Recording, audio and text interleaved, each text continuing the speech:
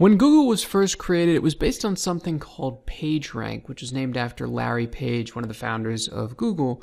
And PageRank was based on the idea that if somebody linked to your site from their site, it was sort of like a vote of confidence in that they liked your material or trusted your site enough that they wanted to send their readers to your page, your post, whatever, for additional information. So the more links you had to your page or your pages, the higher you would show up in the search results.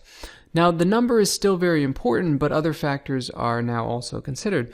As of 2014, the number of links pointing at your site, also called backlinks, are now the fourth most important factor in Google's search algorithm, at least according to the search metrics study, behind click-through rate, Google Plus ones, and relevant terms, as you can see here in the screenshot. So Google is really trying to place more emphasis on quality content and the number of people that actually click through to your site, but links are still really important. In fact, links make up 8 of the top 20 ranking factors in the search metrics study that we're going to continue referring back to. But before we get into different channels and strategies you can use to grab links pointing at your site, meaning to get more backlinks, I want to mention a few things that everybody should know about link building. First of all, links located closer to the top of a page rather than at the end are going to be more valuable for your site, meaning if your link is put off to the side of a post or way down at the bottom in the reference section of an article, it's not going to mean as much as if it had been included within the article itself somewhere near the top of the post. Now, if you get a link within an article, within a post, the words surrounding that link and within the link are extremely important. Links with good keywords or your brand name or your website in them are going to be more valuable for you than links that just say click here or check out this post. However, you want to keep the percentage of those good keywords or brand name keywords within those backlinks below 65% of the total. Otherwise, you risk getting a penalty from Google. And actually, for the top 10 results for those 10,000 keywords in the study, only 13% of the backlinks had the keyword that was searched for in the anchor text. The rest of the backlinks had a mix of the brand name of the website, the URL, other similar words, and occasionally click here or read more. Now that 13% was down from 2013 and will probably be less than 10% this year, 2015. So for example, if all of these links that I'm pointing out here on this website went to your site and your site had to do with search engine optimization, this would be great. There's a lot of variety, some URLs, some brand names, and some keywords. So here we are at majestic.com, used to be called Majestic SEO. And when you get to the site, you can enter your web address, could be your domain name here, or just a post that you want to check out the words that are being used in the backlinks to that site. So I'm going to use wordstream.com as an example here, and click on the magnifying glass.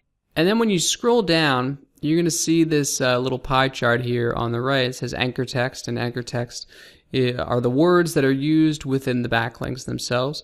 And if you'll see here, 86% of them are from other anchor text, right? And that's good because it means that there's a good breakdown of keywords in here. They're not all using the same keyword for that site. For example, the homepage here at wordstream.com, you would expect possibly the word wordstream to be used quite a bit. But this is good that it's only used 8% of the time. And naturally, you don't have a whole lot of control over what the hundreds or thousands of people who link to your site decide to write in the anchor text, but you do have some influence over it when you build links yourself, and you also have control over your existing backlinks. So in this section, I'm going to show you how to influence that percentage if you find out you've gone beyond that 65% level, or you just want to get it down because you know Google and the other search engines are favoring a lower percentage going forward. Two other things you might notice here on the chart: percentage of backlinks with stop word and word count in anchor text. Now these are almost one and the same. Percent of backlinks with stop word. A stop word is kind of any small little conjunction word like the or and the word count in the anchor text would just be the number of words in the link itself. It's becoming more common to link to parts of sentences or full sentences, which will naturally create more stop words within the anchor text of your backlinks, as well as a higher word count. And it kind of shows Google that the link is probably more legitimate than another link that just had the main keyword in the anchor text. This is somebody who thought that a certain part of their post was relevant to another article that you wrote on your website, and they decided to link to several words within that paragraph or sentence. Another thing that you don't technically have control over, but I will show you a couple of ways to influence that. But first, I want to touch on a few more things that have to do with link building, things that you should know about before you start trying to create links yourself. So go ahead and click on the next video.